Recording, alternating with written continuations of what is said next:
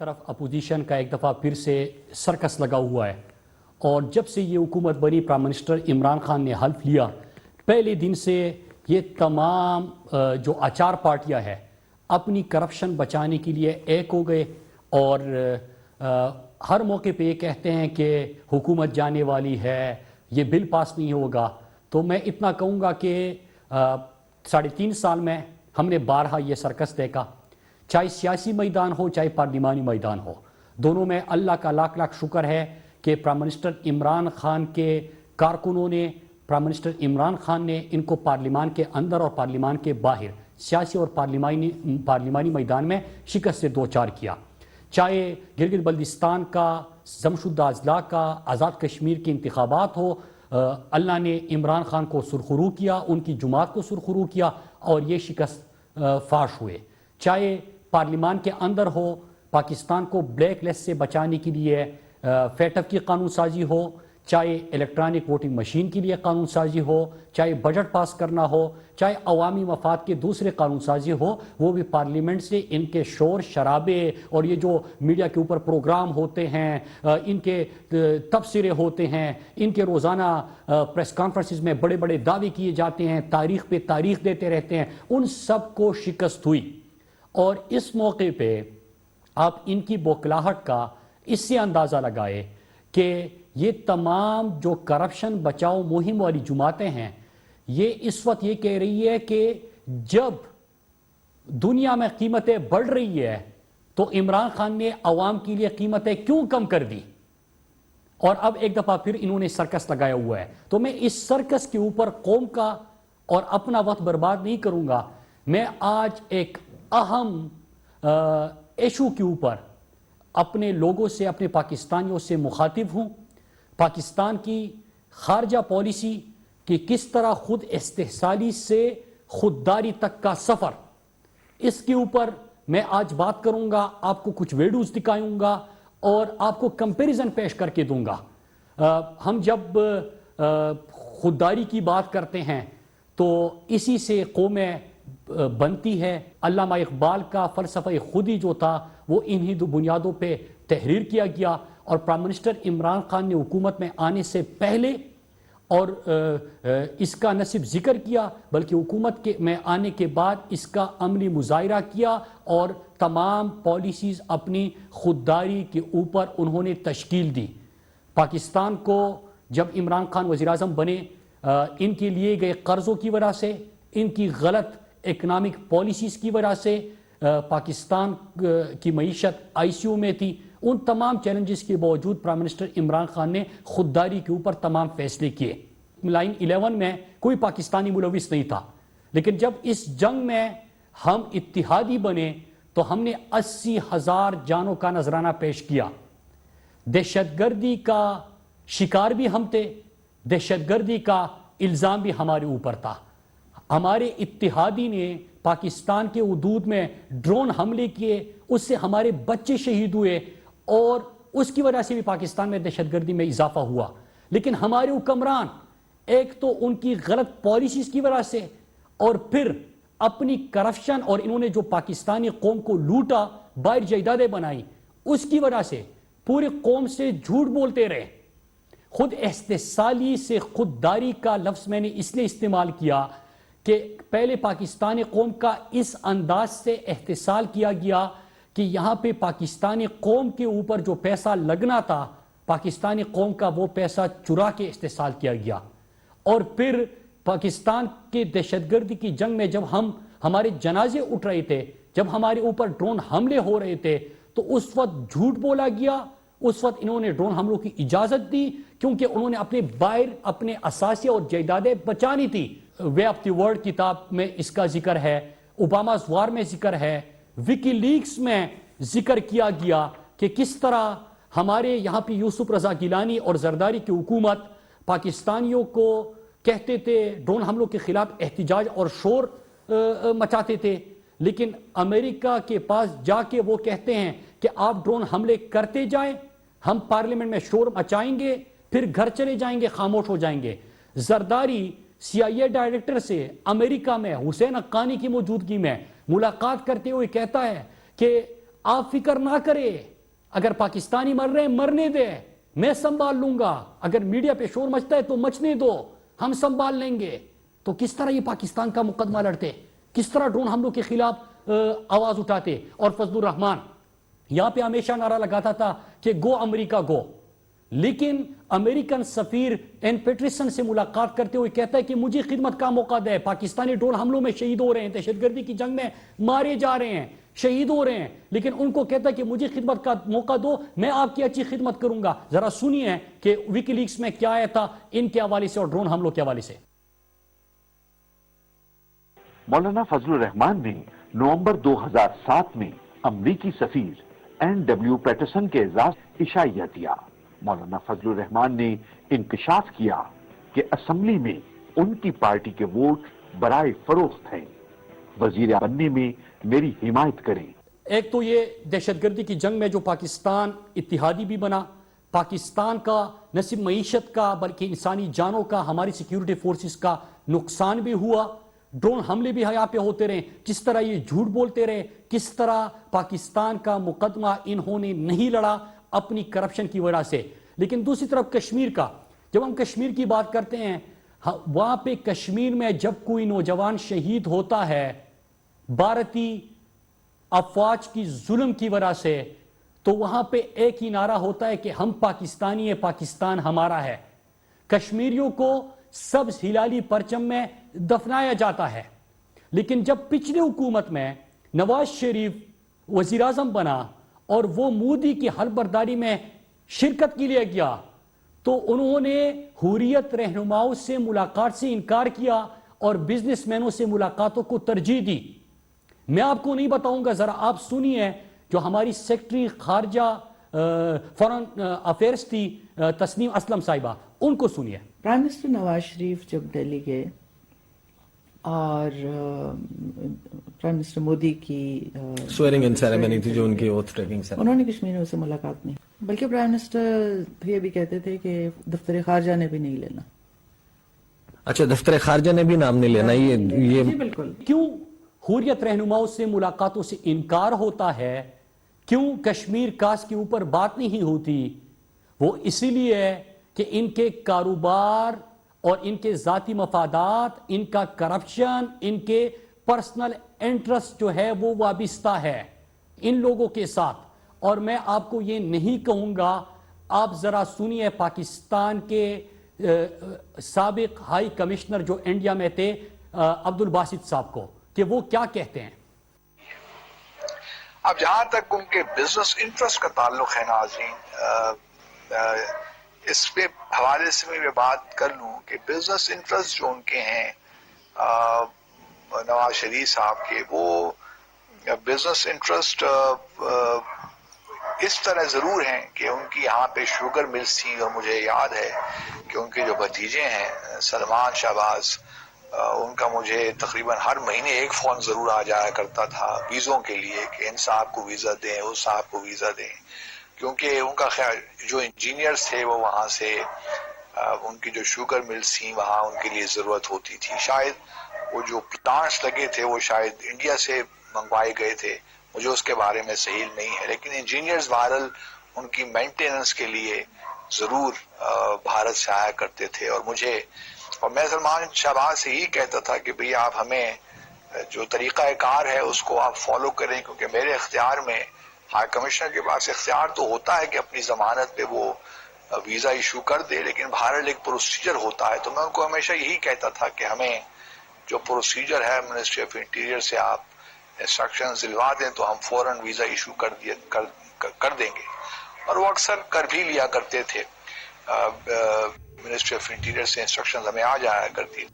جی, آپ نے سنا کہ کس طرح یہاں سے جب پاکستان کو کلبھوشن کے حوالے سے بات کرنی چاہیے تھی, پاکستان میں جو بھارت کی جاری دہشت گردی کی وجہ سے کی بات کرنی چاہیے تھی, کشمیر کاسٹ کے اوپر بات کرنی چاہیے تھی, وہ اپنے ذاتی مفادات کے لیے, تعلقات کے لیے, ان کے بچوں اور بھتیجے جو ہے اور شہباز شریف کا بیٹا وہ فون کرتے ہیں اور کیا کہتے ہیں کہ ہمارے ان لوگوں کو ویزا دے کیونکہ کوئی شوگر مل میں کام کر رہا ہے, کوئی کیا ان کے پرسنل انٹرسٹ ہے. وہ آپ نے دیکھے. ایک اور چیز میں آپ کو دکھانا چاہتا ہوں کہ جب کشمیر میں اجتماعی قبریں برآمد ہو رہی تھی تو اس وقت مودی تو یہاں پہ گھر بھی آ رہا تھا, ساڑیاں اور آم کی پیٹیاں بھی بیچی جا رہی تھی, نوازی کی شادی میں بھی بلایا جا رہا تھا. لیکن ان دنوں میں سجن جندال پاکستان آتے ہیں اور آپ سب کو پتا ہے کہ وہ چھپایا جاتا ہے. اور کس طرح, میں آپ کو ایک خبر دکھاتا ہوں, آپ ذرا یہ سنیے کہ کیا ہوا تھا کہ جب سجن جندال پاکستان آیا اور کیا ان کے پرسنل انٹرسٹ ہے جس کے اوپر یہ پاکستان کے مفادات کو کمپرومائز کر لیتے ہیں. ذرا سنیے. جندال کس مشن پر تھے, کیوں آئے اور کیوں گئے؟ وزارت داخلہ کو علم, نہ وزارت خارجہ کو خبر. سجن جندال کا خفیہ دورہ, مری میں وزیر اعظم سے ملاقات, آخر ایجنڈا کیا تھا؟ بھارتی اسٹیل ٹائکون مودی اور نواز شریف کے قریبی دوست کا دورہ اتنا خفیہ تھا کہ وزیر اعظم کے ترجمان بھی ان کی آمد سے ناواقف تھے. آپ نے دیکھا کہ کس طرح سجن جندال بغیر ویزا کے پاکستان آتے ہیں, ان کے کیا کاروباری انٹرسٹ ہے, یہ بھی آپ کو دکھا دیا. لیکن صرف یہ نون لیگ کا نہیں ہے. جس طرح میں نے ڈرون حملوں میں زرداری اور حسین حقانی کی جب ملاقات ہوئی تھی وہ آپ کو دکھایا. اس کے ساتھ آپ کو یاد ہوگا کہ جب راجیو گاندھی پاکستان وزٹ تھا تو اس وقت یہاں پہ آپ نے کشمیر کے بورڈ بھی ہٹائے گئے. آپ مقدمہ کیسے لڑتے؟ آپ مقدمہ لڑنا تو چھوڑے, آپ کشمیر کا نام اور کشمیر کے بورڈ بھی ہٹانے پہ مجروم ہوئے, کیونکہ آپ نے پاکستان کا احتسال کیا, پھر پاکستانیوں کا پھر سے احتسال کیا کہ آپ کے اپنے پیسے جائیدادیں باہر پڑی ہوئی تھی, قوم کا پیسہ لوٹا, پھر باہر جائیدادیں بنائی, آپ کمپرومائزڈ ہو گئے, آپ بات نہیں کر پائے.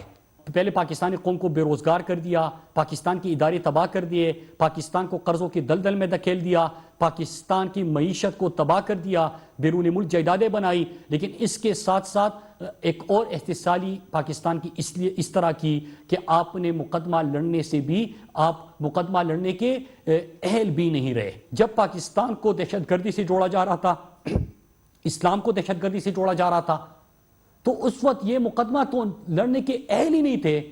لیکن ان کا فورن منسٹر خواجہ آصف وہاں پہ جا کے جب ان سے سوال ہوتا ہے کہ آپ کے ملک میں الیکشن آ رہے ہیں تو آپ کی اور پی ٹی آئی کی, عمران خان کی فورن پالیسی میں کیا فرق ہے؟ ذرا سنیے خواجہ آصف کی زبانی کہ وہ کیا کہتا ہے.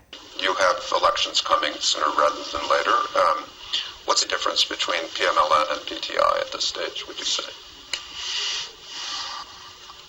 I would call myself, if I'm allowed that indulgence, that we are much more liberal than PTI in political sense, on foreign policy front. They appeal more to people who are on religious fringes sometimes. Even read a statement by PTI leader. But let's not, I don't want our dirty linen on this international forum, you know. We have enough of that back home in Pakistan. But I personally believe that RC is not, it's not against anybody. یہ آپ نے دیکھا کہ خواجہ آصف کہہ رہے ہیں یہاں پہ تو بڑے اسلام کی بات کرتے ہیں, وہاں پہ جا کے کہتے ہیں عمران خان بڑا مسلمان ہے, سچا مسلمان ہے, اسلام کی طرف بڑا راغب ہے اور ہم بڑے لبرل ہیں. تو آپ کو تو شرم آتی تھی, مقدمہ آپ کیسے لڑتے؟ پھر دوسری طرف میں آپ کو دکھاتا ہوں کہ نواز شریف ان کا پرائم منسٹر وہ کس طرح مقدمہ لڑتا جب ان کی یہ حالت ہے. I thank you once again and look forward to welcoming you and Mr. Obama and Mrs. Obama in Pakistan, and keema and dal is waiting for you. یہ آپ نے ابھی دیکھا کہ جو کرپٹ ہو, جو کمپرومائزڈ ہو, جو قوم کا استحصال کر چکا ہو, جنہوں نے باہر جائیدادیں بنائی ہو, وہ ملک و قوم کا مقدمہ لڑنے کے اہل نہیں ہوتا. اب انہی چیزوں کے اوپر میں آپ کو دکھاتا ہوں. پرائم منسٹر عمران خان نے کشمیر کا مقدمہ جس انداز سے لڑا, وہ کشمیر کے سفیر بنے اور اقوام متحدہ کی ایوان میں نہ صرف بلکہ ورلڈ اکنامک فورم میں تمام عالم اسلام کے رہنماؤں سے بات کرتے ہوئے, تمام دنیا کے رہنماؤں سے بات کرتے ہوئے کشمیر کاس کو وہ آگے لے کے گئے. 54 سال بعد 3 دفعہ UN سیکیورٹی کونسل میں کشمیر کے اوپر بحث ہوئی. باشس مودی کا، نئے دور کے ہٹلر کا، انڈیا کی دہشت گردی کا، انڈیا دہشت گرد کا چہرہ بے نقاب ہوا، وہ پرائم منسٹر عمران خان نے کیا.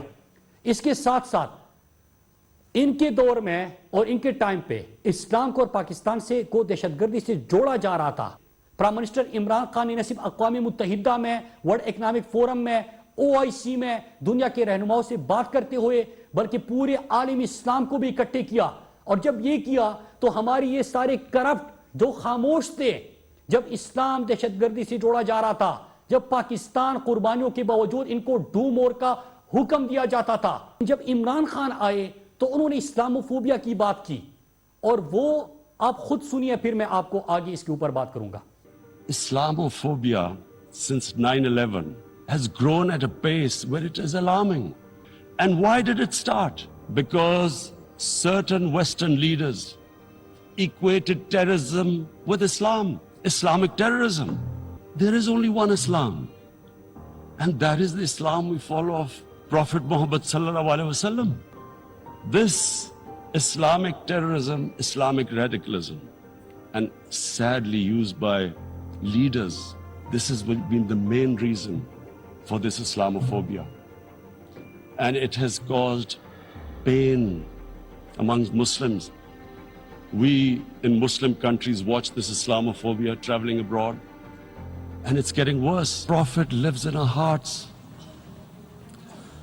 When he's ridiculed, when he's insulted, it hurts. As we humans know, the pain of the heart is far, far, far more hurtful than physical pain. It is a failure of the OIC that we have not been able to explain to the Western countries that the love and affection that we feel for our holy prophet. مجھے فخر ہے اس کا کہ پاکستان سب سے زیادہ اس نے اس چیز کو اٹھایا ہے. Muslims continue to be targeted with impunity in many countries. Our shrines are being destroyed. Our Prophet Muhammad sallallahu alaihi wasallam insulted. The Holy Quran burnt. And all this in the name of freedom of speech. Incidents in Europe, including republication of blasphemous sketches by Charlie Hebdo, are recent examples. We stress that willful provocations and incitement to hate and violence must be universally outlawed. This assembly should declare an international day, combat Islamophobia, and build a coalition to fight the scourge that splits humanity. جب تک مسلمان دنیا مل کے اس کا pressure نہیں ڈالے گی مغرب ممالک کے اوپر، یہ مشکل رہے گا ہمارے لیے کہ وہ اس کے پیچھے چھپ جاتے ہیں کہ جی آزادی رائے. اب اسلام اور پاکستان کو دہشت گردی کی نظر سے نہیں بلکہ اس کے وکٹم کے طور پہ دیکھا جاتا ہے. آج رشیا کے پریزیڈنٹ سے لے کے کینیڈا کے پرائم منسٹر تک وہ بھی اسلاموفوبیا کے اوپر بولنے لگے. آج دنیا میں یہ ایشو بنا جب اقوام متحدہ میں تقریر کے بعد عمران خان اردگان سے، مہاتیر محمد سے، تمام OIC کے رہنماؤں کو خطوط لکھ کے اسلاموفوبیا کے ایشو کو اجاگر کیا. اب ذرا سنیے کہ جب پرائم منسٹر عمران خان سے سوال ہوتا ہے کہ کیا CIA کو اور امریکہ کو پاکستان اجازت دے گا کہ یہاں پہ وہ کاروائیاں کر سکے، تو پرائم منسٹر عمران خان کا کیا جواب؟ Government to have CIA here in Pakistan to conduct cross-border counter-terrorism missions against Al-Qaeda, ISIS or the Taliban? Absolutely not. There's no way we're going to Seriously? allow any bases, any sort of action from Pakistani territory into Afghanistan. Absolutely. اور پوری دنیا میں پھر یہ آواز گونجنے لگی کہ اب ایک خوددار ملک کا خوددار وزیر اعظم عمران خان ہے. پاکستان کی نہ صرف زمینی بلکہ فضائی حدود کا تحفظ ہوگا. پاکستان کی سرزمین نہ استعمال ہوگی، نہ دنیا کے کسی کونے میں ہم اجازت دیں گے کہ پاکستان کے خلاف وہ اپنی زمین استعمال کرے. پرائم منسٹر عمران خان کا کلیئر کٹ موقف تھا. لیکن یہ کیا کہتے ہیں کہ ڈرون حملے کرتے جائے، ہم احتجاج کریں گے، پھر گھر چلے جائیں گے، خاموش ہو جائیں گے. یہ کیا کہتے رہے کہ ہمیں خدمت کا موقع دے، ہم اچھی خدمت کریں گے. یہ کیا کہتے رہے کہ آپ فکر نہ کرو، میڈیا میں کچھ بھی چل رہا ہو، آپ مارو، مزید مارو، ان کی سینئرز کو مارو، ہم سنبھال لیں گے. یہ ان کا موقف تھا. عمران خان کا یہ خودداری ہے, اس کے اوپر ہماری پالیسی ہے, ایبسولوٹلی ناٹ. پھر اربہ مسلمانوں کی دل آزاری ہوتی تھی گستاخانہ خاکوں کی شکل میں. پہلی دفعہ دنیا میں عمران خان اربع مسلمانوں کی ترجمانی کرتے ہوئے ہیڈ سپیچ کے حوالے سے ناموسی رسالت صلی اللہ علیہ وآلہ وسلم کا پیغام پوری دنیا میں گونجا. کتنے ہمارے اربع مسلمانوں کی دل آزاری کرتے تھے یہ لوگ, آپ سب خاموش تھے. آپ تو چھوڑے سارا کرپٹ مافیا تو خاموش تھا ہی, لیکن جو دین کے نام پہ سیاست کرتے ہیں, جو سیاسی مولوی ہے, وہ بھی خاموش تھے. یہی عمران خان اربع مسلمانوں کی دلوں کی ترجمان بنا. یہ آپ سنیے کہ ہیڈ سپیچ کے حوالے سے پرائم منسٹر عمران خان نے کیا کہا تھا. I call on the Secretary General to convene a global dialogue on countering the rise of Islamophobia. کہ میرا جو نوجوان ہے پاکستان کا, میں صرف یہ چاہتا ہوں ان کا نمبر 1 رول ماڈل میرے نبی صلی اللہ علیہ وسلم بن جائے. اب میں آپ کو جو خود استحصالی سے پاکستان خودداری کی طرف بڑھا, کس طرح آج پوری دنیا میں پاکستان کی عزت ہونے لگی. آپ نے دیکھا کہ ایک ہی مہینے میں چائنا کا ایک کامیاب دورہ پرائم منسٹر عمران خان کا ہوا, رشیا کا ایک تاریخی اور کامیاب دورہ وزیر اعظم عمران خان کا ہوا. تمام عالم اسلام کے جو پارلیمنٹ ہاؤس میں تمام OIC کے جو وزیر خارجہ تھے ان کو بلایا گیا, وہ پاکستان آئے. اور اب انشاءاللہ اسی مہینے کے اندر پورے عالم اسلام کے جتنے ہمارے وزیر خارجہ ہے وہ پھر پاکستان تشریف لائیں گے. تو پاکستان جو آئسولیٹ ہو کے رہ گیا تھا, آج پاکستان عالم اسلام کی رہنمائی کرنے لگا ہے. خودداری کے فیصلے کر کے ہم نے پاکستان کو غلامی کی زنجیریں توڑ دی, ہم نے آزاد خارجہ پالیسی دی, اور یہ پرائم منسٹر عمران خان کا ویژن تھا. میں اس پہ آج پوری قوم کی طرف سے شکریہ ادا کرتا ہوں کہ جب اقوام متحدہ کے ایوان میں دین کا پیغام گونجتا ہے تو ہمارا سر فخر سے بلند ہوتا ہے. جب prime minister Imran Khan absolutely not بولتے ہیں تو ہمارا سر فخر سے بلند ہوتا ہے. جب پرائم منسٹر عمران خان مسلمانوں کے جذبات پہنچاتے ہیں تو ہمارا سر فخر سے بلند ہوتا ہے. اور میں آپ کو دکھاتا ہوں کہ یہ عمران خان کا ویژن ہے. خود خان صاحب کی زبانی سنی ہے کہ انہوں نے فارن پالیسی کے حوالے سے کیا کہا تھا اور کیا ڈائریکشن دی تھی. یہ ملک جو اللہ نے بنایا ہے, یہ ایک وہ قوم ہے جو انشاءاللہ ساری مسلمان دنیا کے اندر وہ ملک بنے گا جو مسلمان دنیا کے لیے مثال بنے گی اور لیڈ کرے گا ان کو. اور یہ میں آپ کو آخر میں اپنی فورن پالیسی بتا دوں کہ اب تک ہم غلطیاں کیا کرتے رہے کہ ہم کسی اور کی جنگوں کے اندر شرکت کرتے رہے. اب پاکستان کبھی کسی کی جنگ کے اندر شرکت نہیں کرے گا. جب ملک کا وزیر اعظم کرپٹ نہ ہو, جب ملک کا وزیر اعظم کا پیسہ ملک سے باہر نہ ہو, جب ملک کا وزیر اعظم اپنی ذات کی بجائے وہ ہائی مالا گراؤنڈ پہ کھڑا ہو, تو پھر وہ اس قسم کے فیصلے کر سکتے ہیں. اور وہی فیصلے عمران خان کر رہے ہیں. آج میں نے آپ کو دکھایا کمپیریزن, اور پرائم منسٹر عمران خان کی حکومت میں آنے کے بعد چیلنجز کے باوجود, مشکل حالات کے باوجود, مشکل معاشی حالات کے باوجود, ان کی کامیاب خوددار پالیسی کے خود استحصالی سے خودداری تک کا سفر. اور کل انشاءاللہ میں آپ کو دکھاؤں گا کہ یہ سب دورے جو عمران خان کر رہے تھے, یہ جو کامیاب خارجہ پالیسی تھی, تو پرائم منسٹر عمران خان اور جو سابقہ ہیڈ آف سٹیٹس ہیں ان کے دوروں کی تفصیلات, اس کے اوپر پاکستانی قوم کے کتنے اخراجات لگے اور کتنے ایکسپینڈیچرز ہوئے, ان کے تمام ایک ایک دورے کے تمام تفصیلات کہ کس طرح یہ لاؤ لشکر کے کو لے کے جاتے تھے, وہ تمام تفصیلات انشاءاللہ میں کل آپ کے سامنے لے کے آؤں گا. اور امید ہے کہ ہم ان تمام کامیابیوں کے اوپر بھی تھوڑی بات کریں. امید ہے کہ انشاءاللہ پاکستان نے جو خودداری کا سفر طے کیا اس کے اوپر بھی ہم بات کریں گے. اور امید ہے کہ ہم سرکس سے تھوڑا ہٹ کے اصل ایشوز کے اوپر بات کریں گے. آپ سب کا بہت بہت شکریہ.